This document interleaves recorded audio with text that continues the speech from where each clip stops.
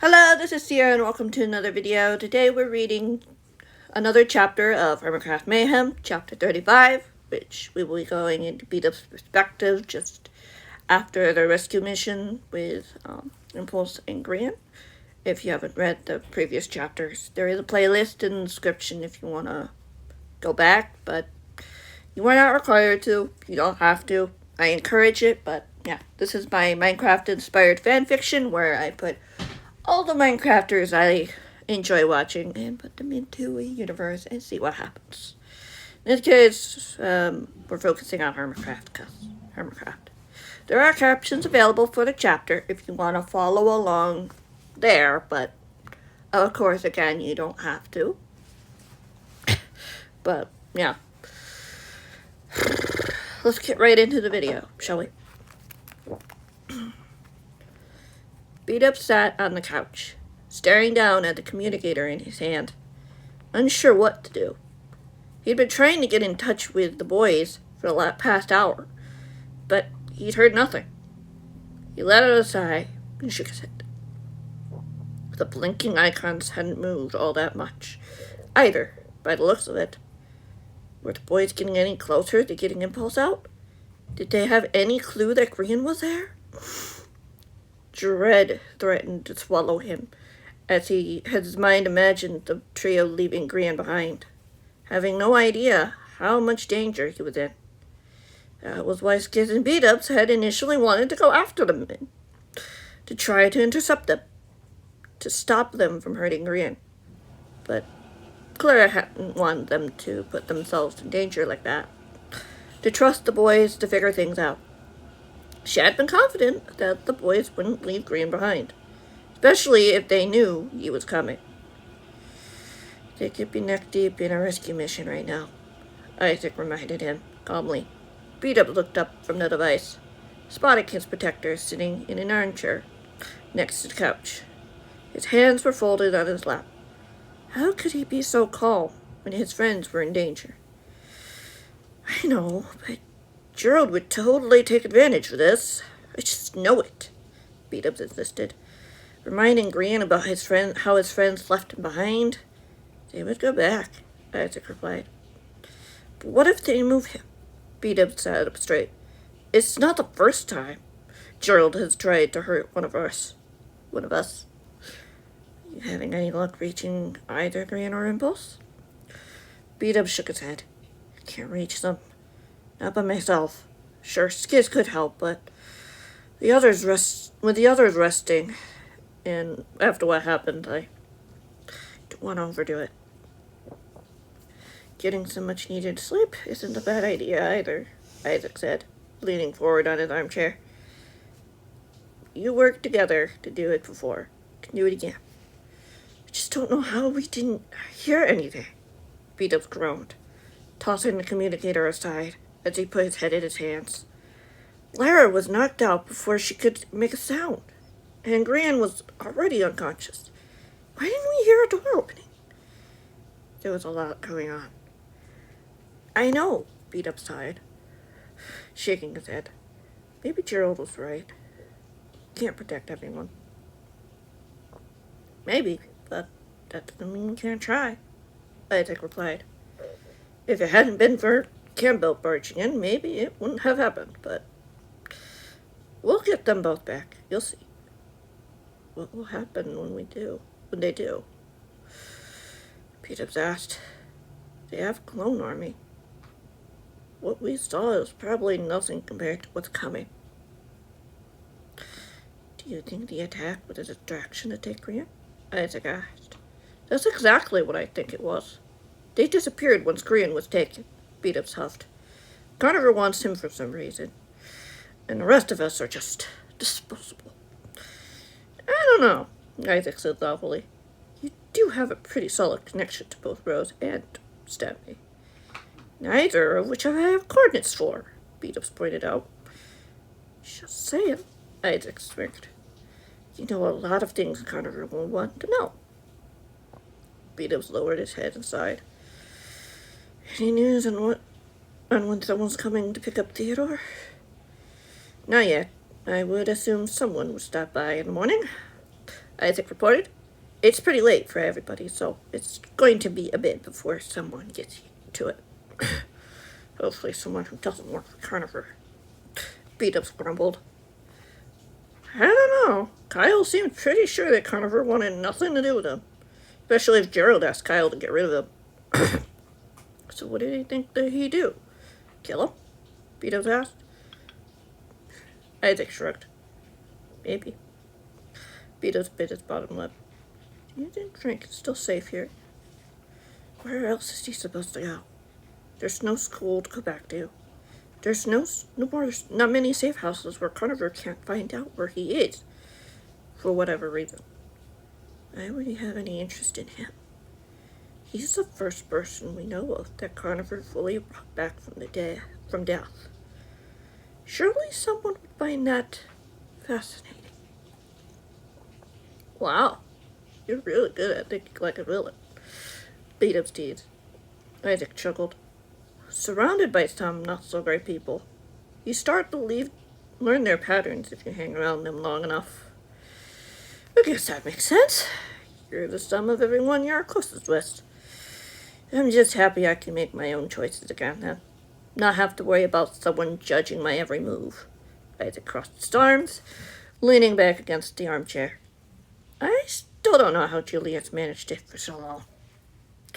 Julius is a pretty tough kid, Bdubs said simply. Yeah. Isaac chuckled, staring up at the ceiling nonchalantly.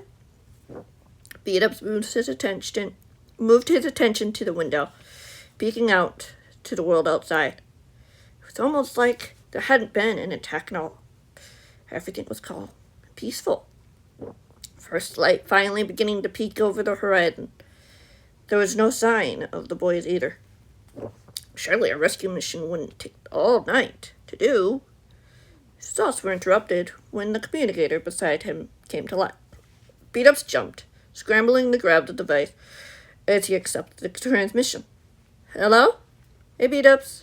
Sam's voice came clearly through the speakers. I noticed you were trying to get a hold of me. Is everything okay? It is for the moment, Bdubs sighed. That's good at least, Sam said simply. Just here to report that we got in and out safely. Oh, good, Bdubs sighed in relief before he felt a pang in his stomach. Did you find Grian? He was taken about half an hour ago. Our base was attacked. Yeah, we have him, Sam said. We're resting about a few miles away from the base. We can't risk flying because we don't have enough hands. Do you need someone to pick you up? Bdubs asked. That'd be nice. Sam agreed. Blake suggested you could go through the Nether to find us and fly back in the overworld. That sounds like a good plan. Can you tell me your coordinates? Sam rattled off the numbers as Bdubs nodded, quickly writing it down so he wouldn't forget. I'll be over there as soon as I can. Thank you. Sam sounded relieved. Both hermits are suffering from injuries, both physically and mentally. We need to get them back home as soon as we can. See what I can do, Bdubs said, matter-of-factly, getting to his feet. Isaac did the same, pulling out his wings. See you in a bit, the call ended, as Bdubs looked over at Isaac. You know I have to come. The Nether is a pretty dangerous place, Bdubs warned. I will do exactly what you tell me to. Isaac narrowed his eyes. I'm not going to let you go off on your own into potential danger. Leave me alone, Bdubs said cheerfully, going to a nearby chest, opening it as he grabbed food, more bandages, and potions. He even grabbed a gold helmet to keep the pigmen away. It's not my first rescue mission, after all. Isaac sighed. Carnivor's men will be out there, hunting them down. Hunting you down. Gerald is not going to let two hermits he despises the most escape that easily. He hates all of us, to be fair, Bdubs shrugged. Besides, it'll be a quick trip.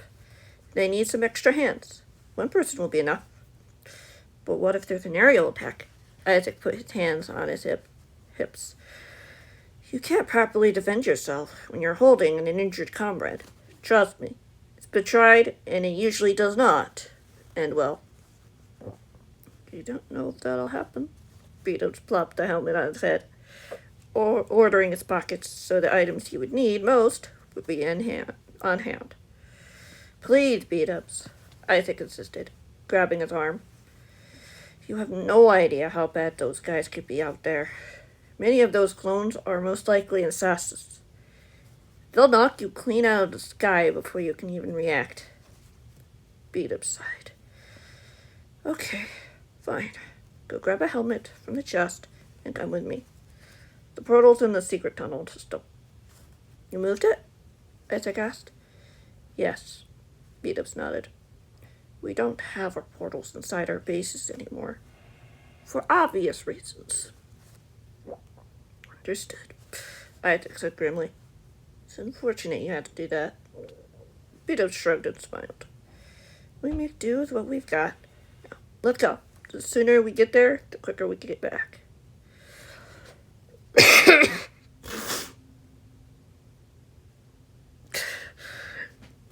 It didn't take Bdubs and Isaac too long to find where they needed to go in the nether. Bdubs landed on the ground, wiping sweat from his brow as he pulled out obsidian. Do you have the flint and steel? Yes, sir, Isaac beamed, patting his pocket. Perfect. Bdubs grinned, carefully building up the perimeter of the portal before hopping back down to admire his work. Isaac stepped forward and lit the portal as a purple glow illuminated their faces. All we have to do is walk through, Isaac replied. You want to go first? Bdubs asked, seeing as your whole mission is to protect me and all. Isaac chuckled. Leave you here? We can go together, Bdubs said confidently, holding out his hand. If it's easier. Isaac nodded, taking the hermit's hand as they both stepped up and into the portal. Bdubs closed his eyes as a nauseating purple glow filled his vision for several moments. We made it, Isaac said in relief, letting go of Bdubs' hand as he stepped down from the portal. Bdubs followed, blinking away the last of the purple swirls from his vision as they spotted his friends ahead. Sam had stood up, giving them away. Bdubs jogged over. Told you it'd be quick, Bdubs replied. So I'm not sure a trek back through the nether would be a smart move. But it'd definitely be the quickest. It's definitely the quickest, Julius pointed out. There are ghasts and pigmen and all kinds of horrifying things in there, Isaac's eyes widened. One firebolt can totally knock you right into lava if you're not careful. So overworld it is, Blake replied. Unless Doc can open a portal for us, and that would work if they didn't find a way to disable it completely, Bdubs said soberly. There's a reason why they're not using it anymore. Well, there goes that plan, Sam sighed, tightening his wings. Could you carry Green for me? I'd feel better being able to pull away if I need to, if there's an ambush. I'm surprised they haven't found you yet, Isaac noted. We've avoided 5 helicopters and 3 patrols so far, Julius counted, shaking his head. Some were riding horses, Bdubs groaned. Afraid they were going to do that. He bent down and picked up Green off the grassy floor, swallowing as he looked his friend over. He's certainly in no shape to portal travel. There was no other option. You have to walk or fly. I'll be right by your side the whole way, Isaac said firmly. Bdubs nodded, smiling at his protector, standing next to him. Medkits were packed up and elytras were equipped. Everyone was ready for a liftoff. Bdubs offered his arm, and Isaac took it. The hermit looked up at the brightening sky. It's going to be a long trip. Remember to keep an eye on your wings, Bdubs stated to the other boys. They will run out of durability, and if you're not careful, it can lead to a nasty fall. So if you're low, say something, and we'll walk the rest of the way. You don't have any spare? Isaac asked. In my under chest, Bdubs shrugged. But I didn't bring it. Besides, by then we'll be close enough to walk the rest of the way. Sounds like a plan. Let's go, Sam shouted, launching off into the sky. Julius grabbed his cousin's arm, launching them both into the air, carrying Impulse. Bdubs followed suit, holding tightly to Green, not wanting to let him go. The group the group were traveling for 10 minutes when the first sign of trouble arrived. Bdubs was flying next to Sam, who was swooping around the group, alert and very aware of their surroundings. Bdubs couldn't help but be impressed by the boy's flight skills. His sharp twists and turns, his quick but smooth movements. He's watching the boy when suddenly there was an explosion behind him. Bdubs jumped, gripping tighter to Grian as he glanced over his shoulder. "We've got company," Bdubs warned, watching as 3 men wearing black uniforms launched toward them, with a rocket in one hand and a gas blaster in the other. Each figure wore a mask, making it impossible for Bdubs to tell who they were. Sam swooped around, pulling out his blaster as he began firing back. "We've located the party in question," a muffled voice spoke as Bdubs glanced over at Isaac warily. "Keep flying. Don't stop. Whatever you do," Isaac said firmly, holding tight to his dwindling stack of rockets. "Don't let go." Bdubs nodded and swallowed, yelping as a fireball flew over his head.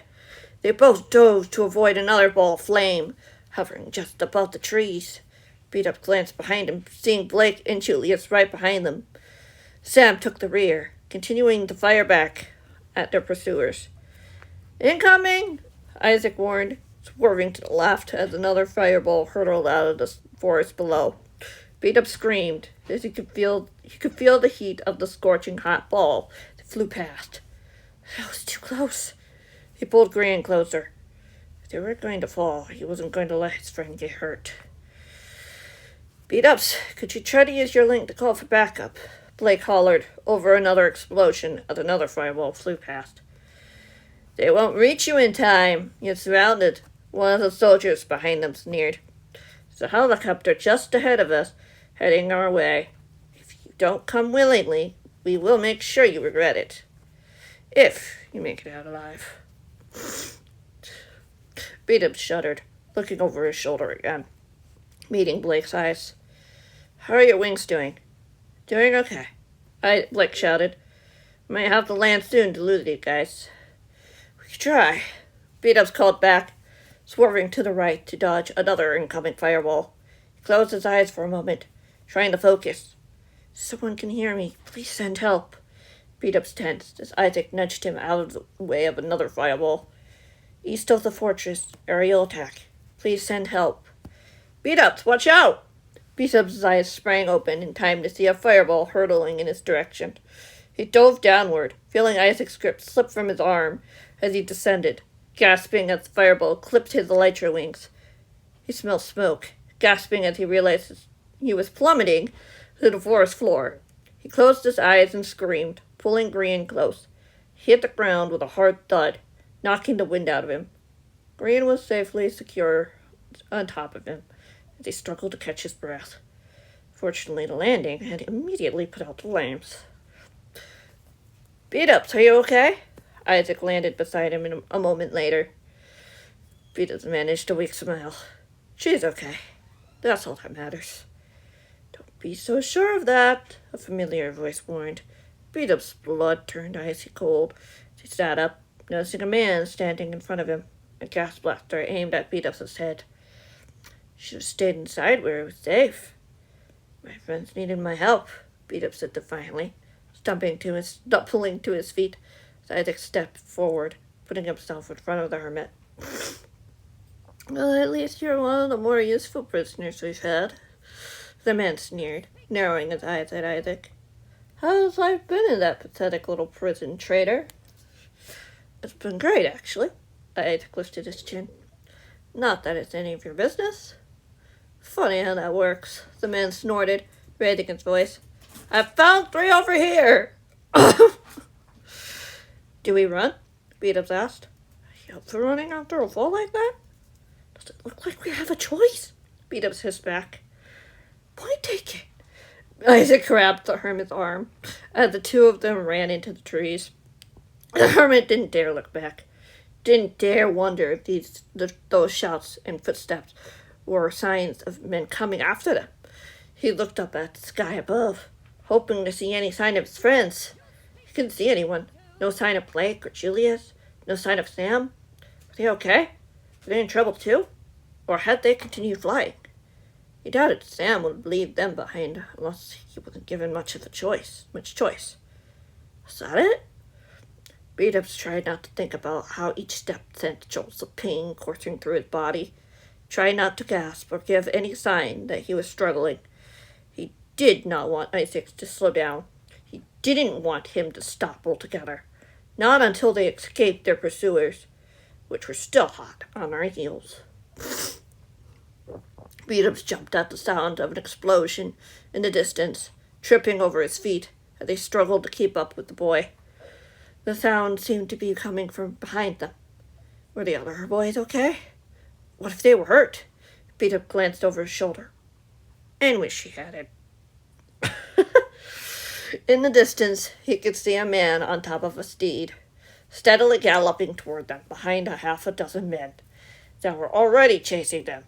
Bdubs knew he couldn't run like this for much longer. Help, please, Bdubs pleaded one last time, tightening his grip on Grian just as he tripped over a root, tumbling to the ground, groaning in pain. Why did everything have to hurt so much? Bdubs, Isaac cried, appearing at his side, gas mask in one hand. I can't go on. Bdubs wheezed. Get him out of here. I'm not leaving you, Isaac said simply, putting a hand on the hermit's shoulder.